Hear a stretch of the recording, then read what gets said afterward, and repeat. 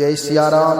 हम आप गत दिनों से नित्य संतों का जीवन चरित्र श्रवण कर रहे हैं, उससे शिक्षा लेकर के अपने जीवन में आत्मसात कर रहे हैं, अपने जीवन को ऊर्ध्वगामी बना रहे हैं, अर्थात भगवान की तरफ अपने जीवन को ले जा रहे हैं।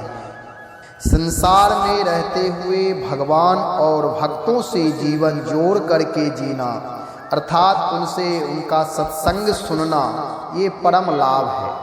तो आज उसी कड़ी में एक ऐसे गृहस्थ परिवार हैं जो बाद में संतों से जुड़े और उनका जीवन मंगल हुआ, उनकी कथा हम सुनने जा रहे हैं। दो भाई थे, एक पिता के 4 पुत्र पुत्री थे, उसमें 2 भाई और 2 बहन।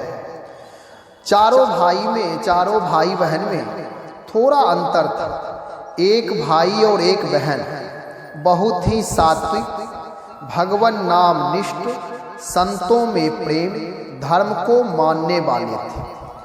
और एक भाई एक बहन वे भगवान निष्ठ नहीं थे, वे हमेशा दूसरों में दोष देखते रहते थे, दूसरों की निंदा करते रहते थे और हर छोटी छोटी बातों पर नाराजगी प्रकट करना, अहंकार भाव में जीना, इस तरह उनकी दिनचर्या थी। वर्षों वर्ष ये दिनचर्या चली। तो जो भाई बहन सात्विक थे, संस्कारी थे, भगवत परायण थे, वे हमेशा जो उनके भाई धर्म को नहीं मानते थे, बहन धर्म को नहीं मानते थे, तो दोनों में बड़ा प्रेम था। जो भाई और बहन धर्म को मानते थे उन दोनों में प्रेम, और जो भाई और बहन भगवान को, भक्त को, भगवंत को नहीं मानते थे, उन दोनों में बड़ा प्रेम था। स्वर्ग में प्रीति होती है, जो जैसा होता है उसके वैसे ही साथी होते हैं। तो जब वे निंदा करें किसी की, तो जो सात्विक भाई थे वे कहते थे, भैया किसी की निंदा नहीं करनी चाहिए, आप क्यों दूसरे की निंदा कर रहे हो, दूसरे का पाप अपने सिर पर ले रहे हो, क्या मतलब है दूसरों से। तो वे कहा करते थे, अरे वे ऐसा है ही, वे के भैया होगा, लेकिन आपको उससे क्या मतलब है, क्या आपकी निंदा करने से वह सुधर जाएगा, उसके जीवन में बदलाव हो जाएगा। समझाते थे। बहन भी बहन को समझाती थी। अगर बहन कहे कि वे खराब है, दूसरों में दोष दर्शन हमेशा करें, दूसरों की निंदा सुने। इस प्रकार से वर्षों वर्ष चला।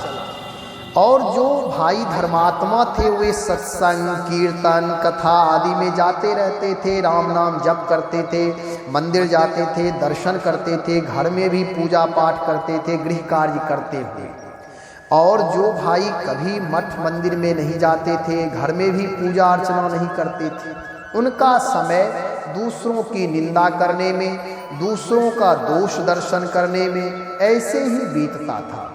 तो एक दिन भगवान की कृपा से चर्चा तो बराबर होती रहती थी, कहते रहते थे भैया ऐसा नहीं करना चाहिए, ऐसा नहीं करना चाहिए, फिर भी वे नहीं मानते थे। एक दिन ऐसी घटना घटी कि जब बड़े भाई छोटे भाई को, अर्थात जो धर्मात्मा थे, वे निंदक भाई से कह रहे थे कि देखो एक संत जी आए हैं, वे जो अपने गांव के नदी के तट पर रहते हैं, वे महात्मा हमेशा कहा करते हैं कि भैया अपने इंद्रियों को भगवान से जोड़ना चाहिए, अपनी जिह्वा को भगवान के साथ, आँख को भगवान के साथ, अर्थात सात्विकता से आँख, नाक, कान आदि सबको भगवान से, भक्त से, कथा से, कीर्तन से, भगवत नाम से जोड़ दें तो जीवन परम सार्थक हो जाता है।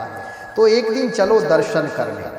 तो वे भाई कहे नहीं, मैं संतों के पास नहीं जाता, मुझे क्या मतलब। फिर इन्होंने संतों की प्रशंसा की। इन्होंने कहा कि चलो देखते हैं, मानना ना मानना ये तो मेरी इच्छा पर है, चलते हैं। सब लोग जब जाते हैं दर्शन करने तो चलो हम भी चलते हैं। तो चारों भाई बहन साथ होकर के गए। जब वे गए वहाँ सत्संग, कथा, कीर्तन ये नित्य होता था। तो ये लोग सत्संग के समय में पहुँचे। लोग प्रश्नोत्तर भी करते थे, अपनी जिज्ञासा प्रकट करते थे।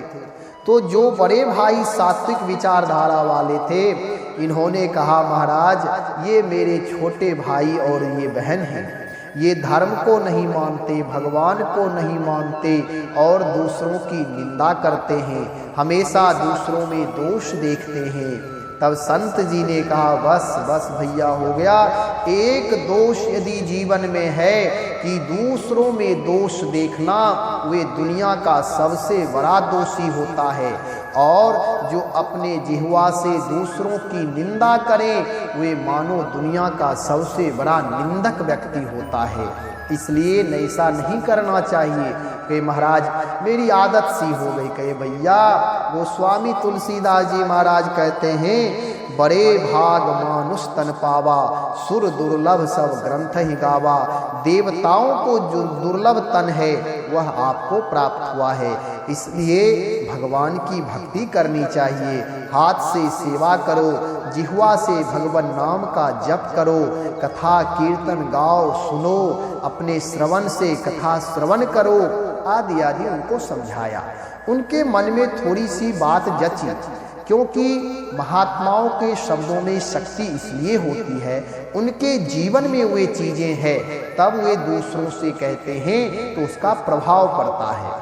इस तरह से महात्मा जी ने समझाया कि अपने हाथ से माता पिता की सेवा करो, परोपकार करो, अपनी जिह्वा से अपने मुख से कथा कीर्तन गाओ, दूसरों की प्रशंसा करनी चाहिए, नेत्रों से सद्गुण ग्रहण करना चाहिए। इस प्रकार से उन्होंने समझाया। और दोहावली रामायण से उन्होंने कहा, देखो गोस्वामी तुलसीदास जी महाराज क्या कहते हैं, मैं तुम्हें साफ प्रमाण बता दे रहा हूँ। रसना सापिनी बदन बिल, जे न जपहि हरि नाम, तुलसी प्रेमन राम सो ताहि विधाता बाम। तुलसीदास जी कहते हैं, जो हरि का नाम नहीं जपते, जो दूसरों की निंदा करते, जो भगवान की कथा नहीं सुनते, जो भगवान की कथा की निंदा करते हैं, ऐसे लोग मानो उनकी जीभ सर्पनी के समान केवल विषय चर्चा रूपी विष उगलने वाली है। अर्थात दूसरों की निंदा कर कर करके हमेशा करते करते उनका जीवन विषाक्त हो जाता और दोष से भर जाता है, और मुख उसके मानो बिल के समान है।